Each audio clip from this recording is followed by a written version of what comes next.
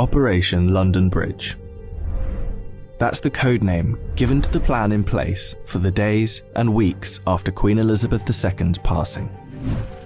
The Queen has been sitting on the royal throne since 1952. That's the longest reign of any monarch in British history. And during that time, she's seen over a dozen UK Prime Ministers, nearly 20 Summer Olympics, and over half a dozen popes. The Queen is the cornerstone to the Commonwealth, the patron to almost 600 organisations and charities, and plays a pivotal role in the UK's alliance with many countries. So her passing will bring about a lot of change. Not just for the United Kingdom, but potentially the world.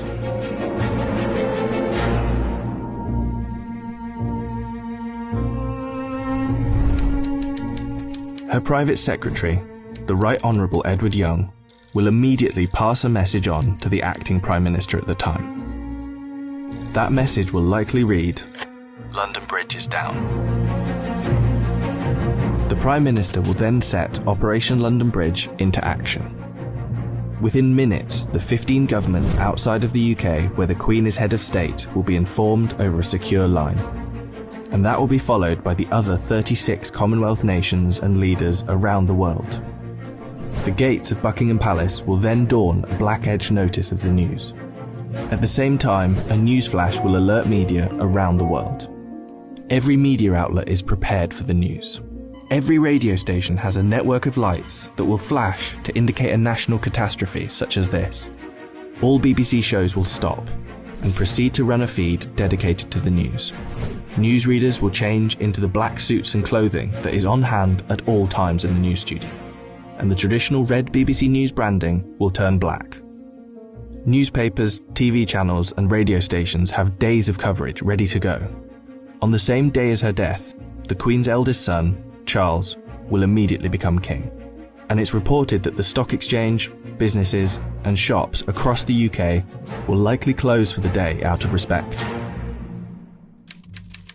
The day after the Queen's death, on a live stream, Charles will make his first official speech as king. And the government will swear its allegiance to the sound of a 41-gun salute in Hyde Park, London. After that, King Charles, if this is the name he so chooses, will set off on a UK tour, visiting the leaders of government in the capitals of each country, Edinburgh, Belfast and Cardiff, before returning to London. During this period, TV channels will play the many documentaries already made in the Queen's honour, and the BBC will refrain from playing comedy shows as a sign of respect until after the funeral. 4 days after her death, the Queen's coffin will be led on a military procession from Buckingham Palace to Westminster Hall.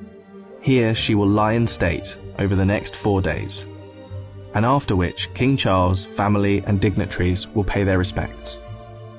Then the doors will open to likely hundreds of thousands of people queued up outside.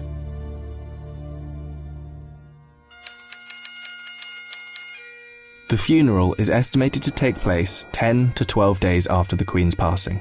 But one thing is certain: the day of the funeral will be an official bank holiday for the whole of the United Kingdom. The stock exchange will close for a second time in under 2 weeks, and many businesses will follow suit. At 11 AM sharp, the bells of Big Ben will chime, the country will fall silent, and the coffin will be brought inside Westminster Abbey, where 2,000 specially invited guests will bow their heads in prayer. After the service, the coffin will be taken to Windsor Castle, and then finally to St George's Chapel, where Queen Elizabeth II will likely be laid to rest next to her father, King George VI. Likely within a year after the funeral, an official coronation for King Charles will take place on yet another bank holiday. All in all, accounting for the multiple bank holidays, funeral expenses and coronation celebrations, the Queen's passing is estimated to cost the UK economy billions of pounds. In addition, hundreds of changes will happen across the UK in the months to come. New British currency will be printed with the King's portrait, and the Queen's currency will slowly be removed from use. The same will happen for stamps, passports, and police and military uniforms, and the national anthem will be changed to God Save the King. Not to mention how the world and Commonwealth will react to the new king could alter the British royal family forever. For example, there is growing support in Australia for the country to become a republic, and the Queen's death could heighten that support. This could lead other countries to follow suit, which would almost certainly weaken the British monarchy. This scenario will one day be upon us. Operation London Bridge will be triggered, and arguably the biggest funeral of our lifetime will be witnessed around the world.